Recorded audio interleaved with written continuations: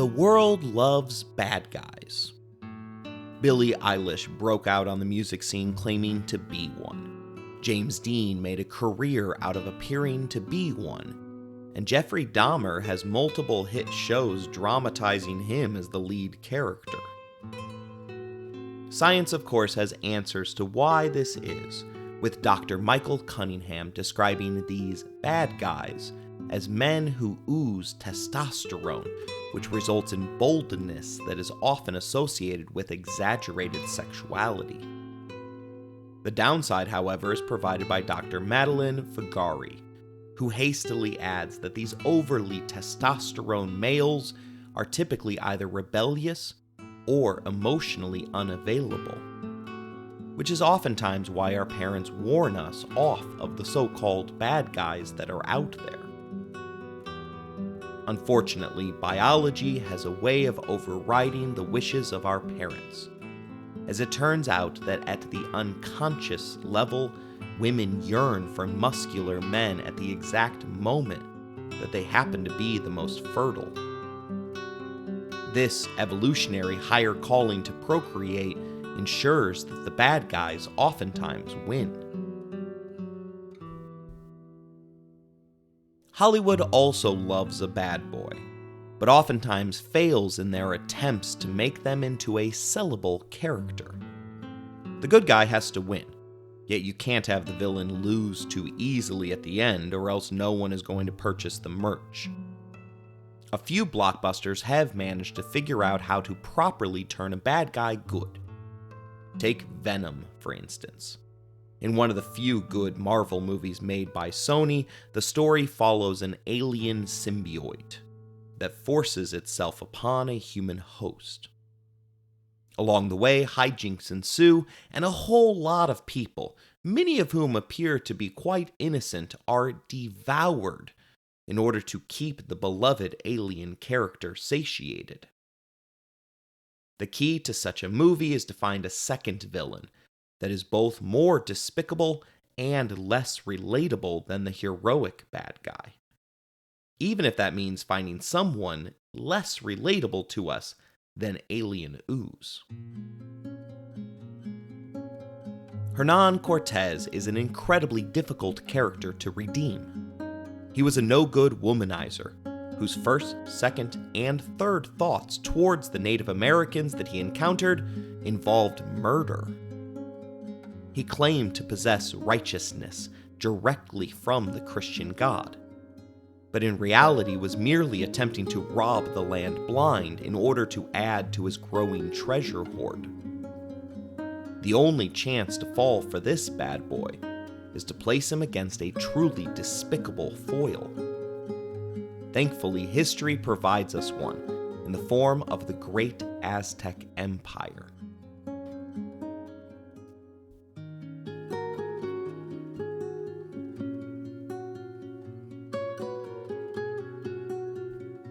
You're listening to Empires, Anarchy, and Other Notable Moments, a podcast designed for deep dives that assist in the teaching of history. This series focuses upon the New World conquests of the Conquistador Hernán Cortés. Episode number 2, History Loves a Bad Boy.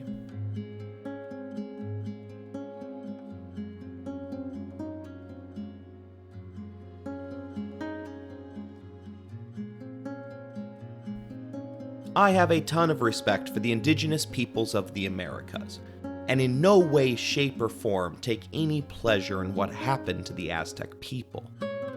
Like most social studies teachers, I prefer to recognize Indigenous Peoples Day rather than Columbus Day. Yet keep in mind that not all natives were alike, and the Aztec Empire in particular had some screws loose. The Aztecs referred to themselves as the Mexica, and ruled their vast empire from the city of Tenochtitlan, which resides in the current location of Mexico City. It is believed that they were a roving band of nomadic farmers who left their land of Aztlan on the urging of one of their 200 gods. That god, Huitzilopochtli, informed them to settle down at the place where they spied a giant eagle eating a snake, while it was perched on a cactus. Unfortunately, historians have never been able to figure out where the geographical location of Aztlan was, and therefore have no way of knowing geographically why the Aztecs were looking for a new home. Well, we do know that they discovered a spectacular one. In 1325, the location, which is now one of the driest megacities in the world, was home to 5 interconnected lakes. The central lake, Lake Texcoco, was renowned for its shallowness and provided the ground for the Aztecs' most impressive temples. The conquistadors that witnessed the grandeur of the city firsthand likened it to Venice, for water had an ever-presence to the citizens that resided there. The location also displayed the incredible capabilities of the Mexica people. Rather than delivering them to an already made Garden of Eden, the Aztec gods had directed them to brackish, undrinkable water. Thus, the first thing that the farmers had to do was to design a complex levee system that would be able to ensure a continuous flow among the 5 interconnected lakes. From there, they had to determine the placement of their buildings, along with building bridges to connect the canal city. Then came the really difficult part, as the community's farmers had to figure out how to farm on a lake. Incredibly, they developed what is known as chinapas. The Archaeologist, a website devoted to ancient cultures, describes the system as floating gardens on man-made islands that were built by braiding reeds with stakes below the water's surface to form underwater fences. These fences would accumulate soil and aquatic vegetation up until the topsoil layer was exposed on the water's surface. The canals encircled the chinampa plots, giving the impression that the areas of land were floating on the water. It wasn't just smoke and mirrors, as the chinampas proved to be highly productive and sustainable agricultural systems.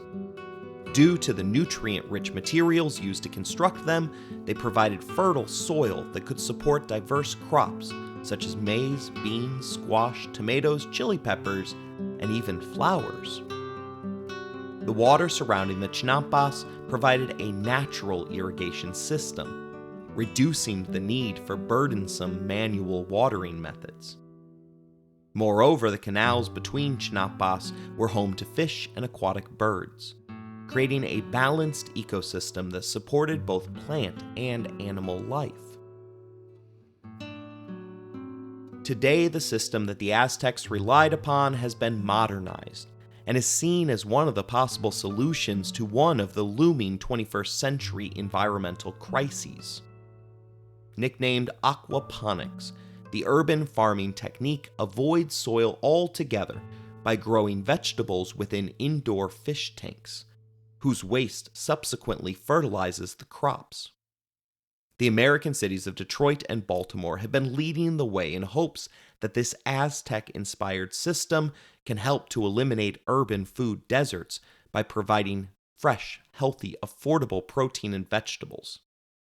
Food grown in this manner also avoids all pesticides and herbicides, which, along with animal waste, traditionally run off of surface farms to collect within our aqueducts, rivers, and streams. During their time atop the Mesoamerican hierarchy, the Aztecs offered their citizens a universal education. Girls focused on domestic work and ended their schooling at the age of 15. Boys continued for 5 more years at a boarding school that, similar to the Agoge in Sparta, was designed to provide yoltelete, or a heart of stone, which was deemed a necessity for all elite warriors. While soldiering was the most desirable profession, the boys were also taught architecture, math, painting, and history. A number of unique punishments were available to the teachers to encourage the young men to pay attention during lessons. The organization How Stuff Works informs us that at the age of 9, boys that were misbehaving could be pierced with cactus spines.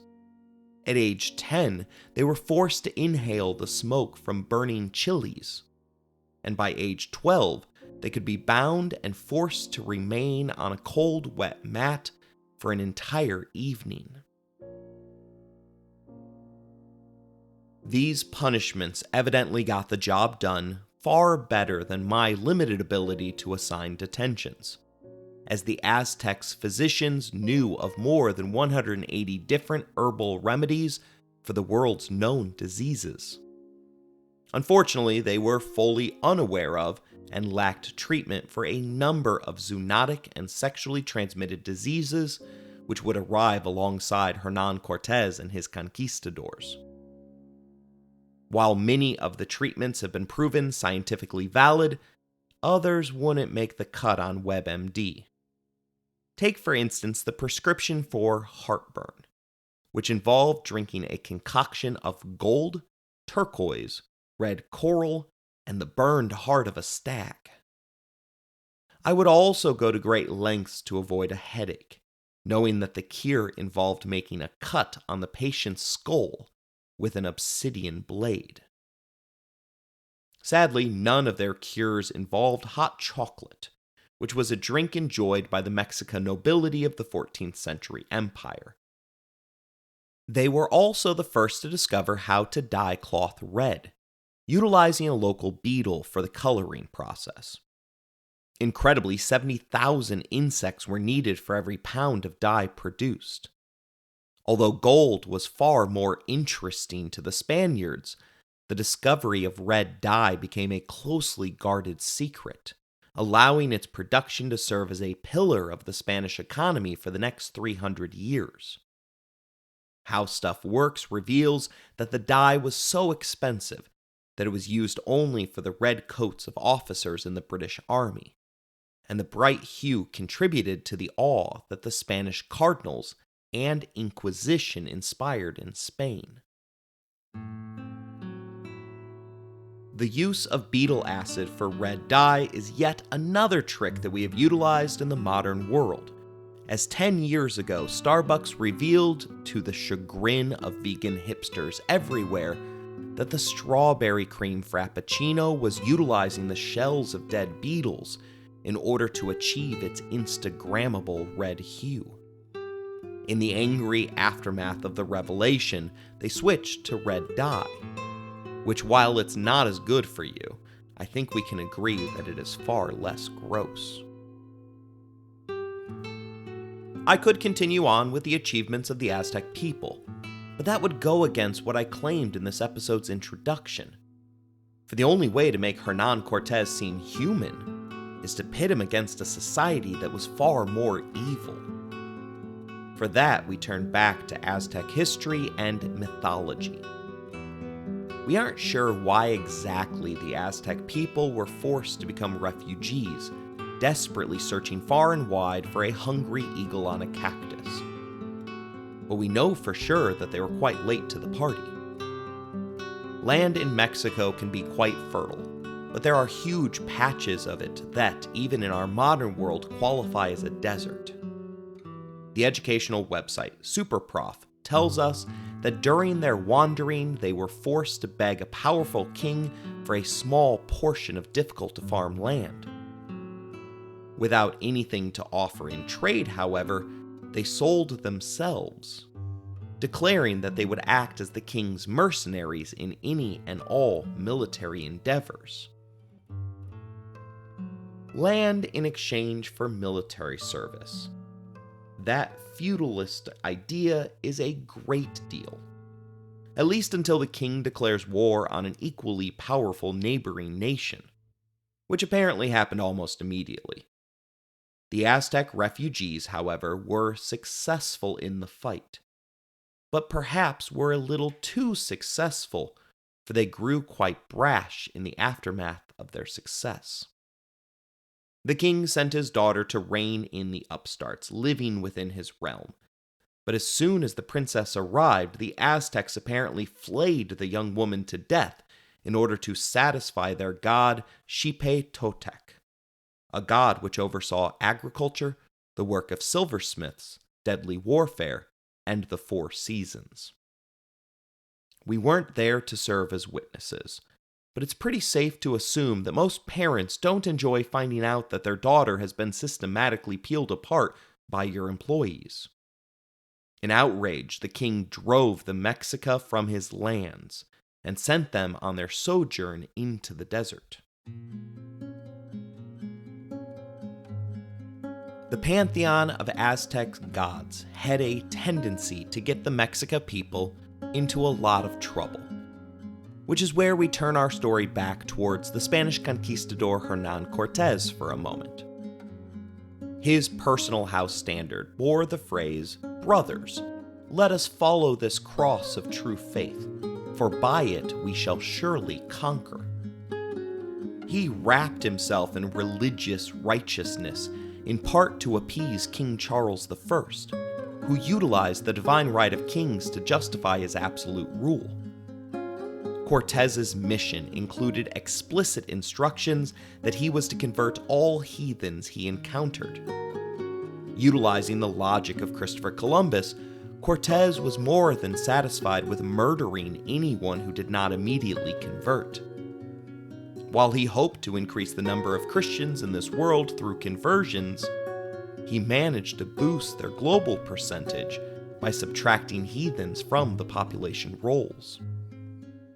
The core sins of the conquistadors, such as not coveting another's wife, stealing, or murdering, were easily erased by a quick Catholic confession, making it hard to know if Cortés believed anything that he heard while being seen partaking in daily Mass. In order to justify the atrocities that were conducted in his search for Aztec gold, Cortés obsessively latched onto the Aztecs' abhorrent practice of human sacrifice. Historian Frank McLynn informs us that the Aztec and Mayan practice gave Cortés what he needed, a crucial propaganda point in justifying the cruelty and barbarism he habitually employed against the native peoples.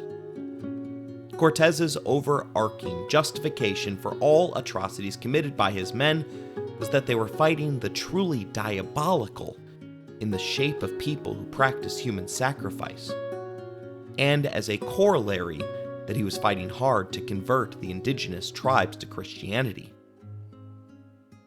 Religion justified the sacrifice, as the sun god Huitzilopochtli demanded it for the survival of all life on Earth. The mythological story of the god is a fascinating one, as the deity spent all day within the living world. But when the sun set, he was forced into the underworld, where he had to battle the evil forces that desired the end of the world. If the sun god survived that night, he would rise again. Failure, however, would result in the world being plunged into eternal darkness, causing all of humanity to go out the way of the dinos. Of course, that chapter of evolutionary extinction was ironically caused by a meteor crashing into the Yucatan Peninsula, rather than the Aztecs failing to make the appropriate blood sacrifices in order to grant their god sufficient nourishment to survive the night. This particular god formed the basis of the Aztecs' creation story, as they took on the label of the Sun People. As such, they felt that it was their duty to be the ones that provided the necessary sacrifices to the sun. According to the mythology, it was an honor to be one of those sacrifices, at least initially, as the belief was that the victim became a part of the glowing orb of light in the sky for 4 years, before then being transformed for the rest of eternity as a hummingbird. In case you're asking, there are more than 50 different species of hummingbirds in the land of Mexico, and the critters feature quite a bit in the mythology of the land's early people, as the Mayans referred to their land as the home of all hummingbirds. But just because it was an honor to be sacrificed doesn't mean you wanted that honor for yourself. Soon, the sacrifices and their accompanying ceremonies reached levels that were wholly unsustainable. Bioarchaeologist John Verrano teaches that all pre-modern societies make some kind of offering, and in many societies, if not all, the most valuable sacrifice is human life. But the Aztecs took the practice far more seriously than their historical peers. Such sacrifices helped to bind large societies together through a shared sense of identity. It also helps to establish social stratification, protecting segments of society by lowering others. As such, it can also be used to head off competition, much in the same way that Stalin and Mao purged their nation of anyone who appeared capable of challenging their authority. Verrano notes that the killing of captives, even in a ritual context, is a strong political statement. It's a way to demonstrate power and political influence. And some people have said it's a way to control your own population. Historian Peter Watson is a believer in this last part, writing that the Aztecs of Mexico showed the process most clearly. For a young girl was beheaded at the temple of the maize god in a ceremony performed when the crop was just ripe. Only after the ceremony was performed could the maize be reaped and eaten. Before that, it was sacred and couldn't be touched. One can imagine why sacrifice, which began in holding back a few ears of corn, should grow increasingly elaborate and seemingly cruel. Each time the harvest failed and famine ensued, primitive peoples would have imagined the gods were displeased. And so they would have redoubled their efforts, adding to their customs, increasing the amount of self-denial in an attempt to redress the balance. Historian Frank McLynn noted that the principal defect of the culture was a pessimistic worldview, for Aztec myth looked forward to an Armageddon, very like that of Ragnarok in the Norse myths, when all would be destroyed and collapse into darkness. Whatever their reasons, the sacrifices were a nasty piece of business, with historian Tim Stanley writing that the Aztecs were a culture obsessed with death. They believed that human sacrifice was the highest form of karmic healing. When the Great Pyramid of Tenochtitlan was consecrated in 1487, the Aztecs recorded that 84,000 people were slaughtered in 4 days. Self-sacrifice was common, and individuals would pierce their ears, tongues, and genitals to nourish the floors of temples with their blood. Unsurprisingly, there is evidence that Mexico was already suffering from a demographic crisis before the Spanish arrived. While others will dispute the numbers, there is no doubt that thousands lost their lives. Perhaps because of these sacrifices, the Aztecs were able to establish themselves as the largest and most powerful group within Central America. Indeed, at the moment that Cortés came to the capital, Tenochtitlan was larger than any city in Europe, except for Naples and Constantinople.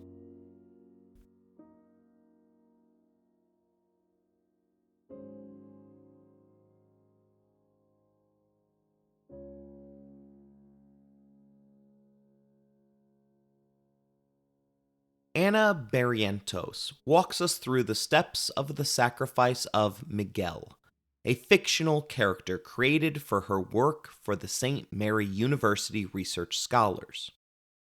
The historian writes that the one who captured Miguel would have said, "He is my beloved son," and Miguel would reply, "He is as my beloved father." At that moment, Miguel would accept his destiny, and he knew he would die. There would be 3 steps that the Aztecs would follow during the festivals. The first step was the incarnation, which was the beginning of the sacrifice, and during this time, Miguel would be painted and dressed up as the god they were going to sacrifice him to. After that, there would be a waiting period, which could last up to a couple of days, months, or even years. During the waiting period, the community would take time to pay homage to Miguel. He would be paraded around, and there would be people dancing, singing, and overall just celebrating Miguel. The second step was the sacrifice. The beginning stages of the sacrifice were all different, and it depended on how the victim reacted. There were different ways victims were taken to the top of the temple. Sometimes they were carried up in litters. Sometimes they were carried on the shoulders of the priests. In other sacrifices, depending upon the amount of cooperation obtained from the victim, they were dragged fighting and struggling or fainting with fear. At other times, they marched proudly up the 3 flights. Since Miguel was captured and knew he was destined to die, he would walk up the stairs himself. He chose not to play the flute walking up the stairs, but other victims could choose to play the flute and break it while walking up the steps. Continuing his role in the sacrifice, Miguel would see 4 to 6 priests standing there waiting for him. He would feel nervous, but at the same time ready to get it over with. Miguel would be taken by his arms and legs. They would bend him over backwards on a sacrificial stone known as the techcal, and they would bow up his chest. The priest who would be performing the price would take the sacrificial knife and rip open a hole in the victim's chest, and would stick his hand in and rip out the victim's heart. Instantly, Miguel would die. There were many different ways to sacrifice someone, but the most common one was to present Miguel's heart. The other ways included being set on fire, having arrows thrown at you, or being drowned. But the blood of the heart was the most crucial part of the ceremony. Miguel's body would be rolled down the temple steps to scatter the magic substance that was found within the blood. The last step of the long ordeal is known as the epiphany, which begins as soon as the body hits the ground. The bodies were thought to be reincarnated in different ways. Dismemberment and cannibalism was the most habitual way. Miguel's head would get cut off and placed on a skull rack. Miguel's body would get cut into multiple pieces, and his thigh would go to the emperor, and the rest of his body would go to whoever had captured him. Miguel's arms and legs would be stewed with corn, and they would call it tlacololi. They believed that by eating a victim, they would be soaking up the gods. Soon, the Aztecs' search for sacrifice resulted in establishing a militaristic culture that conquered lands from which it demanded tribute, including humans destined for sacrifice. As stated before, this in many ways allowed the other civilizations a chance to buy in to the shared identity of the Aztec Empire. But it also caused a great deal of hostility among the civilizations of Mexico. Careful not to spark an internal revolution, the Aztecs knew that they couldn't continually demand too many lives from the neighboring communities, and thus turned towards prisoners of war for the bulk of their sacrificial lambs. This ever-present need for living prisoners with their blood still safely encased within their bodies, as well as the dominance of the Aztec warriors, resulted in them devoting their training to techniques that were designed to capture their opponent, rather than ones that resulted in their death. The combination of these two facts, first angering their tributary nations, and secondly, fighting to capture rather than kill, would be the undoing of the Aztec Empire.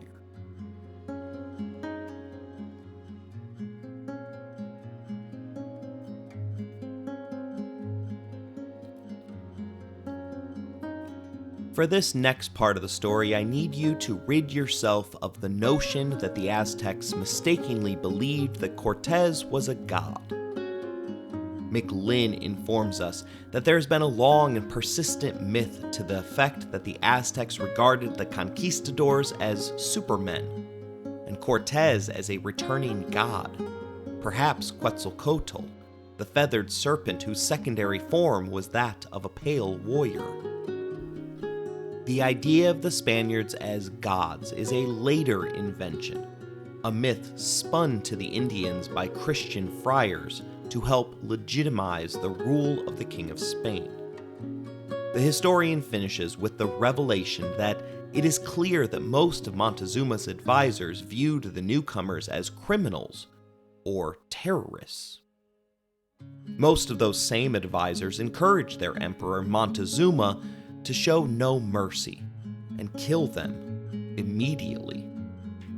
To his own personal detriment, the emperor overruled them and attempted to appease the land's newcomers instead.